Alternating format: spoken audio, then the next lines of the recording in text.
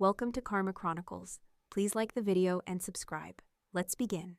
Dennis stood up, glass in hand, with that fake-ass smile he pulls when he's trying too hard.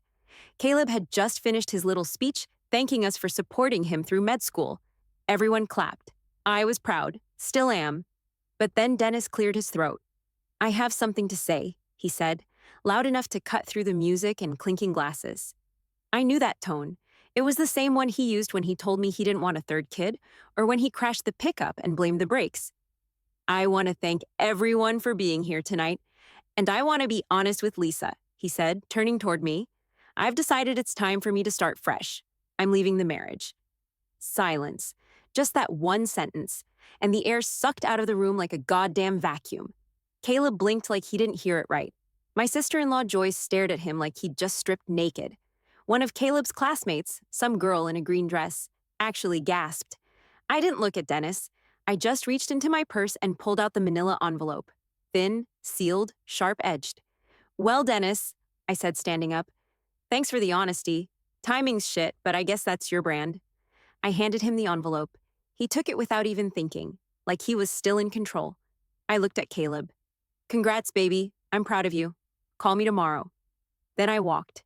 Past his friends, our cousins, the waiter holding a tray of champagne, out the glass doors and into the warm Cincinnati night. I'd parked across the street. He caught up to me halfway across the sidewalk, his voice low and urgent. "What the hell was that?" he hissed. "What did you just give me?" I didn't break stride. He grabbed my arm. Not hard, just enough to make me stop. "Lisa, what did you do?" I smiled right in his face. "I started fresh." Then I turned and walked down the block, heels clicking like gunshots on concrete, while Dennis stood there holding his drink in one hand and his new future in the other. The drive back to the farmhouse was pitch black, just two lanes cutting through cornfields and silence, the kind of quiet that used to calm me. Now it just made things louder in my head. The envelope was gone, handed over, done. And as I hit the county line, I finally let myself exhale. That man really thought he was the one flipping the table tonight. He had no idea I'd already burned it down. We'd been married 25 years, met in college in Columbus. He was landscaping on weekends. I was baking cinnamon rolls in the dorm kitchen for extra cash. I had dreams of a bakery back then, something cozy with windows and flour everywhere. He told me, "Give me 10 years to build the business, then we'll get your place."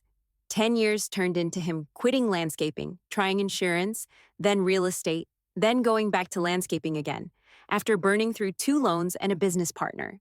Meanwhile, I took bookkeeping gigs, part-time admin jobs, hell, I even cleaned houses. We raised Caleb on coupons and casseroles, and Dennis swore it was temporary.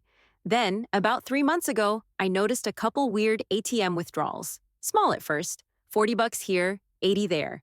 But the pattern was wrong. Late nights, downtown bars, and not from our usual bank. I didn't say a word. I opened a notebook instead. I started writing dates, amounts, locations. I pulled old statements. I created a spreadsheet. I tracked gas mileage. I logged every lie. He'd say he was at a client's property. The mileage said otherwise. He claimed he was out networking. But somehow, the bar receipts, yes, I pulled those too. Always lined up with Melanie's shifts. Melanie, little blonde waitress from Jimmy's Tavern with a dragonfly tattoo behind her ear. I remembered her.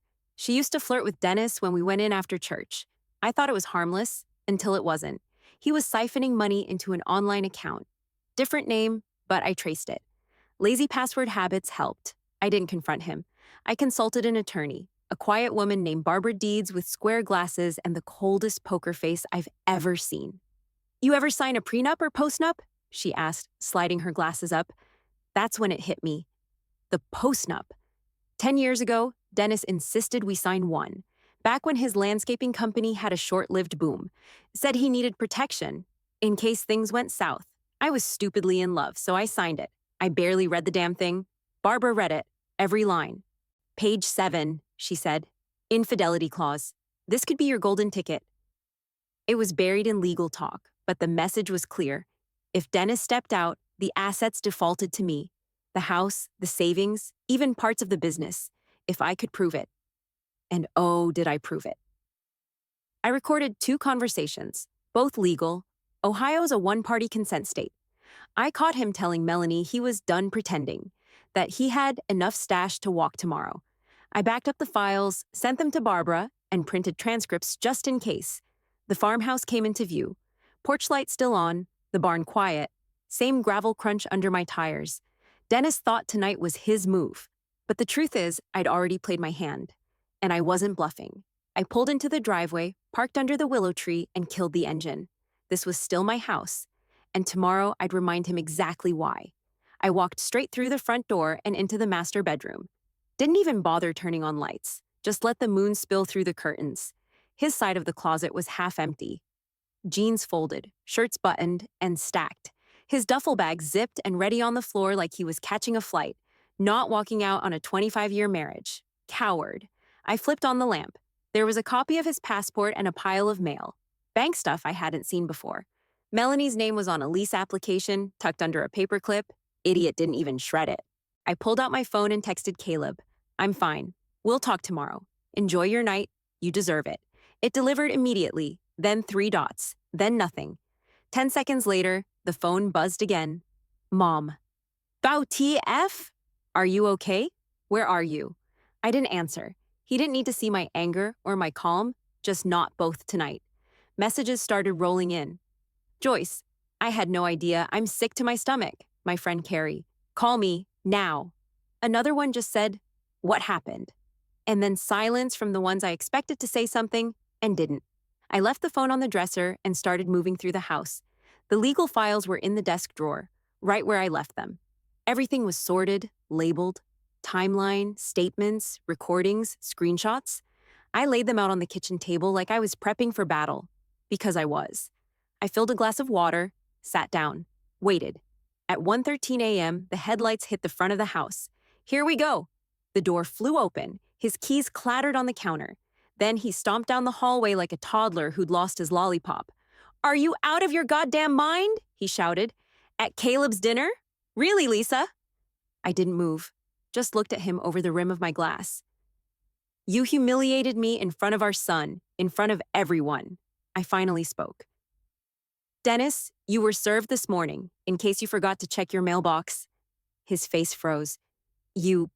what? Divorce. You've been served. I filed last week.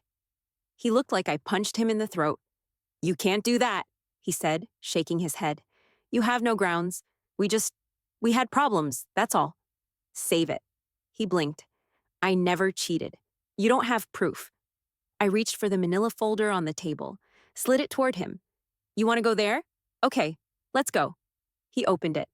First page, transcript of him telling Melanie he was sick of hiding, that he had enough in the account to disappear. That's illegal, he muttered. You can't just record people. Ohio's a one-party state. You should have Googled it before you started playing spy games with your dick. He threw the folder across the room. Pages scattered everywhere. You set me up, he said. No, I stood. You set yourself up. I just turned the lights on. He looked around like the walls were closing in. That puffed up ego of his finally showing cracks. He didn't even try to deny Melanie's name. Didn't ask what else I knew. Because deep down, he knew I knew everything. He jabbed a finger toward me. You think you're gonna win this? I already did. He stormed past me, muttering something I didn't catch. I left the papers where they landed. Let him see what a house of cards looks like when it finally falls. Dennis stood in the kitchen like he was trying to figure out if he should scream, punch something, or just sit down and cry. I gave him nothing. No sympathy, no eye contact. Just walked past him and grabbed my laptop from the side table. He followed me. You think this post-nut means anything now? That thing's a joke. It's 10 years old. Half of it's outdated. I opened the screen and clicked into the file folder labeled Insurance. He leaned in like he was going to intimidate me into backing off. I turned the screen toward him. It's valid. Judge reviewed it last week. Upheld. His jaw twitched. I had Barbara file an emergency motion the same day I served you, I added. Accounts are frozen. Everything tied to the business, and the house is locked down. What? He stepped back. No, you can't do that without my signature. I pulled up the court order, highlighted, dated, stamped. Turns out I can, especially with evidence of fraud and marital funds being moved in secret. He looked like he was going to throw up. You had no right, he said, voice rising. This is still my business. My name's on the trucks. Yeah? And my name's on the mortgage, the savings, the tax returns, and about 2 decades of unpaid overtime cleaning up after your failures. I closed the laptop and set it down. You have until tomorrow night to get your stuff out. He stared at me. You're kicking me out of my own house? No, Dennis. I'm kicking you out of our house. And legally, it's mine until the court says otherwise. He laughed, short and bitter. You've really turned into a heartless bitch. I folded my arms. No, I just stopped pretending your lies were love. He grabbed his keys off the counter like he was going to storm out again, then paused. What about Caleb? He asked. You think he's just going to take your side? I didn't answer. I wasn't playing that game. He's my son too, Dennis snapped. He deserves to hear the whole story. Then tell him, I said. See how that goes. He paced for a second, kicking at the corner of the rug like a restless teenager. Then I added, by the way, your new little love nest with Melanie? The lease didn't go through. He froze. You intercepted it? I answered the verification call. Woman on the other end was from Midstate Property Group. She asked about income. I told her the truth. Then I flagged your credit issues. He stepped toward me. You had no right to do that. I raised an eyebrow. But you had the right to steal from our accounts and fund your second life? Go ahead. Keep talking about rights. He was quiet for the first time all night. She knows? He asked. Not yet, but I'd get ahead of it if I were you. Might want to let her know she's not moving in anywhere this week. He looked like his chest caved in, like the final brick got pulled from whatever tower he thought he built. I don't even know who the hell you are anymore, he said, voice low. I grabbed my coffee mug from the drying rack. That's because for 25 years, you never bothered to ask. Then I turned and walked out of the room. Let him sit in the silence he made. I drove straight to Joyce's place with my bag in the trunk and adrenaline still chewing a hole in my gut. Her porch light was on, as usual. That old farmhouse sat like it had seen every secret in the world and decided to keep them all. She opened the door before I knocked. I figured you'd be coming, she said, stepping aside. I dropped my bag by the couch. He flipped. Hard. She poured 2 whiskeys without asking and handed me one. He always did think he was smarter than he was, she said, sitting down across from me. I didn't waste time. He's been seeing Melanie since at least spring. I have proof. He was skimming money. I filed for divorce last week, and the postnups ironclad. Joyce didn't flinch. She stared into her glass, then looked up. I caught them. I blinked. What? Thanksgiving. I went out to the barn to check the propane heater. They were behind the old tractor, kissing, like high schoolers. I didn't say anything. She sighed. I didn't want to blow up the holiday. My stomach clenched, but I nodded. I got it. I wanted to warn you, Lisa.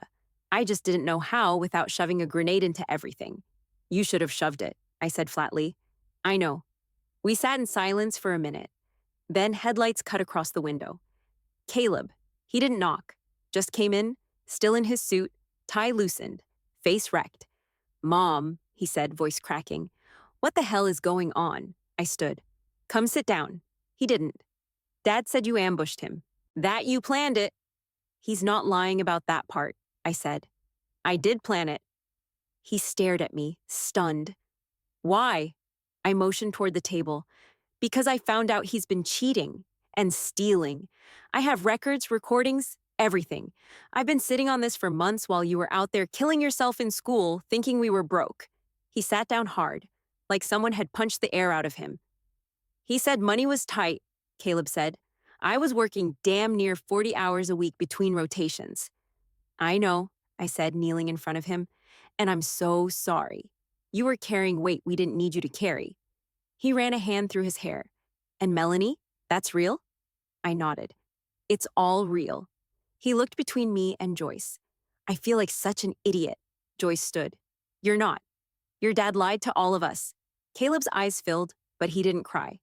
All those times I thought you were just staying quiet to keep the peace. I didn't know you were carrying a war. I was, I said, but I'm done now. He stared at me a second longer, then shook his head. I don't know how you held it together. I had to. He leaned back. I'm proud of you. You didn't let him get away with it. I smiled, but it hurt. Took me a while. Joyce grabbed a blanket and tossed it to the couch.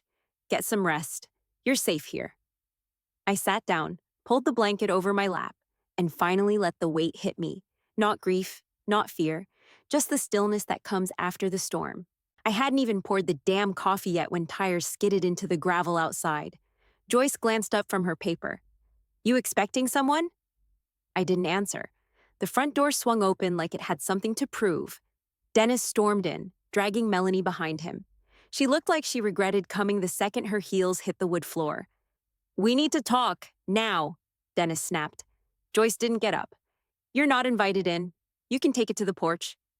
"I'm not playing games," he said, pointing at me. "You need to reverse the freeze on the business accounts, Lisa.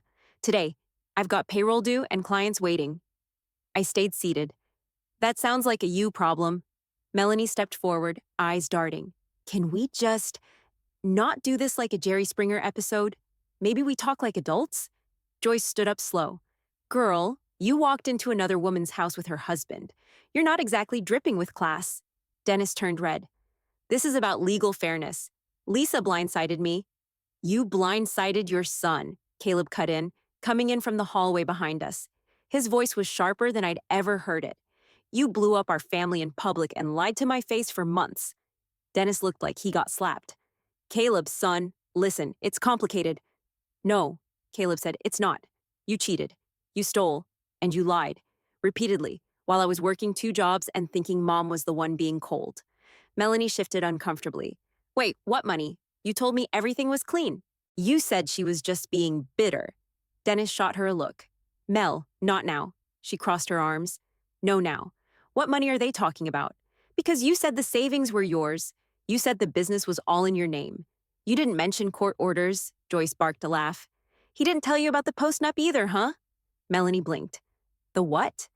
"The contract he signed that gives Lisa the house, the assets, and most of the business if he cheats," Joyce said, like she was reading off a grocery list. Melanie took a step back like the floor shifted under her. "Are you kidding me?" Dennis growled. "You're all ganging up on me." "No," Caleb snapped. "You're just finally hearing what you've earned." Melanie looked like she wanted to crawl out of her own skin. "Dennis, is any of this fixable? Or were you just blowing smoke to get me in bed?" He didn't answer. Joyce walked over and opened the front door. "Get out, both of you." Melanie hesitated. "I didn't mean for it to go like this." Joyce cut her off. "You didn't mean for it to explode in your face, you mean. Pack it up." Dennis turned to me one last time. "You think this is over? It's not. You're not going to win everything, Lisa." I didn't say a word. He waited for something. Tears, yelling, begging. Got silence. He finally left, slamming the screen door behind him. Gravel crunched. Engine started. Then gone. Joyce shut the door gently. "Well, that was gross." I stood up finally and started pouring coffee. My hands were steady. Caleb watched me. "You didn't flinch," he said. "I did all my flinching months ago." We sat down. Nobody said much after that. There was nothing left to prove. 2 days later, I sat stiff-backed next to Barbara Deeds in the courtroom, watching Dennis walk in with some guy in a wrinkled suit and a laptop bag that looked like it came free with a gym membership. Barbara didn't even look up. "This won't take long." The judge, an older woman with zero patience and a tight bun, skimmed the post-nup and raised one eyebrow. "Mr. Morgan," she said, "you claim this contract is invalid due to age and lack of legal counsel when it was signed?" Dennis's lawyer stood up, cleared his throat, and fumbled with a stack of papers. "Your Honor, we believe the post-nuptial agreement is outdated and not reflective of current financial structures." Barbara didn't wait. She slid forward a signed copy, notarized and time-stamped. "It was reviewed by counsel when drafted. The defendant signed willingly. The clause regarding infidelity is clearly stated, page 7. The judge skimmed it again, looked at Dennis. "Did you commit adultery, Mr. Morgan?" His lawyer stammered. "We object to the phrasing." "I didn't ask you," the judge said, then locked eyes with Dennis. Dennis shifted in his seat. I had a relationship after the marriage was in decline." Barbara slid forward the transcripts. "The relationship began months before separation. Evidence was submitted in advance." The judge sighed. "Asset freeze remains. Temporary possession of the house stays with Mrs. Morgan. Next hearing is set in 6 weeks. We'll review long-term division then." Dennis looked like someone kicked his dog. Afterward, in the hallway, he caught me by the elevators. "Lisa, come on," he said. We don't have to do this the ugly way. I hit the button and stared straight ahead. You already did it that way. He leaned in. It doesn't have to ruin both of us. Let's talk. Just us. I stepped onto the elevator when the doors opened. You should have talked before you started lying. Doors closed on his face. The fallout came fast. Word got around quicker than wildfire in dry grass. I didn't say a word to anyone, but I didn't need to. Small towns talk. He tried to spin it, told people I was vindictive, bitter, jealous. But most folks had seen the dinner scene or heard from someone who did. That silence he walked into was louder than any rumor he could push. His credit started crumbling. Joint accounts were locked. Business lines got flagged. Invoices stalled. Vendors got nervous. Clients backed off. Melanie? She pulled back fast once she realized he'd lied to her too. No apartment, no savings, no fallback plan. She stopped showing up to court. Last I heard, she moved back in with her sister in Akron. And Dennis? He was still out there, trying to look like a man in control while the ground under him kept shifting. Me? I stayed quiet. Didn't gloat. Didn't explain. Just moved forward. Let the silence tell the story. 6 weeks later, I flipped the open sign at Willow and Grain for the first time. It wasn't some cutesy Pinterest bakery with pink walls and overpriced muffins. It was hardwood floors, real coffee, and the smell of cinnamon and brown sugar hitting you in the face when you walked in. I'd had the name picked out for years. Willow for the tree in our yard, Grain for everything I gave up. I opened it with money I'd squirreled away in a credit union account Dennis never bothered to notice. 23 years of birthday cash, under-the-table work, and a quiet little inheritance from my great-aunt nobody knew about. My first customer was a woman around my age who ordered a chai latte and stared at the case for 5 minutes before picking a blueberry scone. She leaned in and whispered, "My husband just left me for his dental hygienist. I didn't know where else to go." I poured her coffee and slid it across the counter. You came to the right place. By week 2, I had a crowd. Not just locals, women, real women, teachers, nurses, retired grandmas, divorced moms. They showed up with messy hair and hollow eyes, craving carbs and conversation. Caleb helped me set up the Instagram and made sure we had Google reviews from day one. He came by every Thursday with a notebook full of marketing ideas and left with a bag of warm bread. He'd say things like, "You're building something real, Mom," and I believed him. Melanie sent me an email, one sentence. "I'm out. You were right." I didn't reply. What was there to say? Dennis tried calling a few times. I let it ring. His business floundered without me doing the books, paying the vendors, smoothing over his screw-ups. The office manager quit. 2 trucks got repoed. He was still out there acting like he could save it, but everyone in town saw the rot. I stopped worrying about it. Instead, I started holding Saturday workshops in the back room of the bakery. Folding chairs, whiteboard, coffee on the house. Topic 1, how to read your credit report. Topic 2, how to separate accounts without tipping off your husband. Topic 3, emergency savings, no matter how broke you think you are. The room filled up faster than I expected. Women brought friends. Someone donated a projector. I didn't need a degree to teach it. I just needed to speak from experience. I'd spent half my life being useful and invisible. Now I was just useful. I watched those women walk out every week a little taller. And for the first time in years, I looked in the mirror and liked the woman staring back. The courthouse felt colder than usual. It was October 10th. Would have been our 26th anniversary. I didn't mention it. Neither did he. Barbara was flipping through her notes like she already knew the outcome. Dennis sat 2 rows up, shifting in his seat, wearing a suit that didn't fit quite right. No ring, no Melanie. The judge didn't waste time. "Post-nuptial agreement remains binding," she said. "Mrs. Morgan retains primary residence, retirement accounts, and the majority of shared investments. Mr. Morgan will retain personal property and sole ownership of his remaining business assets." He didn't argue, not out loud anyway. Afterward, I walked out without looking back. I made it to the top of the steps before I heard him behind me. "Lisa, wait." I stopped, turned. He looked smaller, like someone had deflated him. "I know I don't deserve anything," he said, "but I had to say I'm sorry for all of it. I was stupid, selfish, scared." I nodded once. "I know." His eyes searched mine. "Is there any chance at all? Even a small one?" I didn't blink. "That door's closed." He stood there like he was waiting for the punchline. But there wasn't one. I walked to my car, started the engine, drove away. 6 months later, Willow and Grain was booked out 3 weeks in advance. We'd added a small brunch menu and hired 2 more bakers. Caleb came by every Sunday morning. We sat in the back room with coffee and croissants, just the two of us. He watched me pour another cup and said, if he'd just told the truth, maybe he'd still have half. I nodded. Maybe. But I didn't dwell on it. That envelope I handed him at dinner hadn't just ended a marriage. It started a life I didn't even know I was allowed to have.